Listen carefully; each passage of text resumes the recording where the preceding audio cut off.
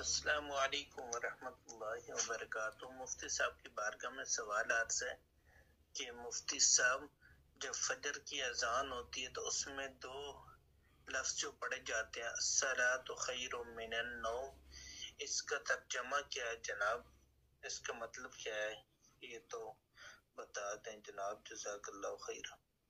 السلام علیکم ورحمۃ اللہ وبرکاتہ۔ آپ نے سوال کیا کہ الصلاۃ خیر من النوم، جو نماز فجر میں دو بار یہ کلمات پڑھے جاتے ہیں، اس کا ترجمہ کیا ہے؟ جی، اس کا ترجمہ یہ ہے کہ نماز نیند سے بہتر ہے۔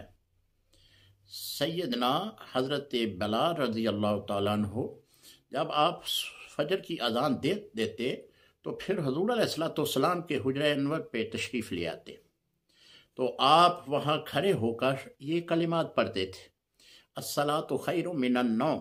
یہ الفاظ آپ جو ہے حضور علیہ الصلوۃ والسلام کے دروازے انور پہ آپ کے اس حجرہ مبارک کے پاس آ کر یہ پڑھتے تھے، تو حضور علیہ الصلوۃ والسلام نے فرمایا کہ اے بلال، یہ تو بہت پیارے جملے ہیں، کیوں نہ اس کو اذان میں رکھ لیا جائے؟